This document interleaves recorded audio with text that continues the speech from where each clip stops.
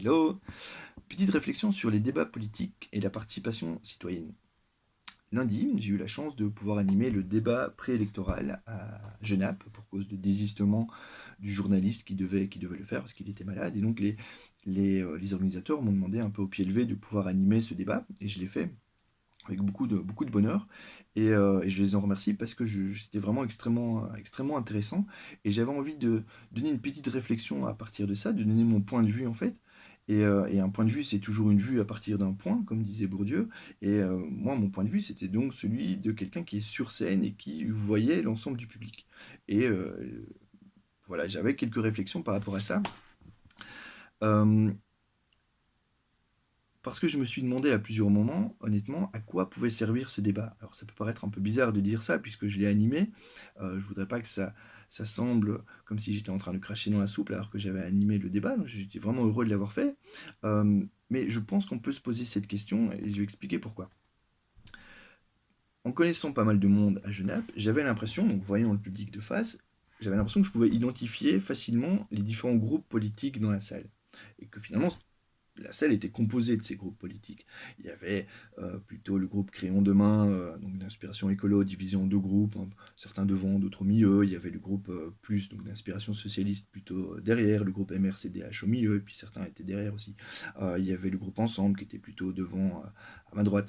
Et donc, on pouvait comme ça identifier facilement les groupes politiques dans la salle, et je me suis demandé à plusieurs reprises s'il y avait des gens, des habitants qui étaient venus juste pour s'informer lors de ce débat. Des gens qui n'avaient pas déjà une opinion politique et qui venaient juste simplement pour écouter le débat. Alors, j'ai déjà eu l'occasion de discuter avec certains, il semblerait que oui, il y avait des gens qui venaient juste pour s'informer, mais je pense qu'ils étaient vraiment minoritaires. Quand les candidats qui étaient à côté de moi parlaient, ben moi je voyais les réactions dans la salle et je voyais les groupes politiques opiner du chef, si on veut, quand leur candidat favori parlait, et puis plutôt grincer des dents, ou avoir des réactions négatives, ou se moquer lorsque les autres candidats parlaient. Et donc, c'était plutôt comme si les gens dans la salle étaient venus pour supporter un candidat plutôt que pour réellement s'informer, quoi. Je pense que c'est la limite en fait de ce type de dispositif. Et en même temps, on ne peut pas éviter ce genre de dispositif. Il faut débattre. La démocratie, c'est ça, c'est débattre, c'est confronter ses idées. Mais est-ce que ce type de dispositif, c'est vraiment ce débat classique qu'on organise dans une salle communale ou quoi, permet réellement l'échange d'idées? Et si on pousse encore un peu plus loin la question, bah, on peut se demander s'il y a vraiment quelqu'un qui est venu, disons, vierge de toute intention de vote lors du débat et qui en serait reparti avec une idée assez claire de pour qui voter dans l'isoloir dimanche, quoi. Je pense que ceux qui ne savent pas pour qui voter, en fait, ne viennent pas à ce genre de débat. Et ceux qui viennent, par contre, bah, c'est ceux qui savent déjà très bien pour qui voter et qui viennent supporter leur candidat. Et du coup, l'enjeu majeur de la participation citoyenne, pour moi, ce sera le fait d'arriver à construire des dispositifs qui vont permettre de faire débattre tous ces gens qui ne viennent pas d'habitude lors des débats politiques. Et ces gens-là, ils représentent probablement 99% de la population, quoi. Et je précise bien que c'est pas du tout une critique de l'organisation du débat préélectoral à Genève de lundi, c'est vraiment une réflexion beaucoup plus large. D'autant plus que le lendemain, la liste citoyenne Caillou de Wattignies-Louvain-la-Neuve, qui n'a pas été invitée au débat sur TVcom, donc la chaîne locale du Brabant Wallon, qui n'a pas été invitée parce qu'il y avait déjà trop de candidats et que le principe de sélection, c'était de sélectionner pour le débat les candidats des partis qui ont gagné les élections précédentes, ce qui n'a plus ou moins aucun sens au niveau démocratique. Mais donc ils n'étaient pas invités et ils organisaient un Facebook Live et ça, c'était intéressant. En une bonne heure, ils ont pu répondre à pas mal de questions qui étaient posées par les gens qui suivaient ça. Euh, c'est un dispositif qui est nouveau, qui est assez innovant, quoi, qui est, euh, qui ne coûte rien finalement. Ça ne nécessite pas de devoir louer une salle, ça ne nécessite pas d'ingénieur du son pour tous les micros dans la salle, etc. Et ça permet une bonne ça, ça- ça permet à beaucoup de gens, je pense, c'est assez disponible. Enfin, ça crée de la disponibilité. Voilà.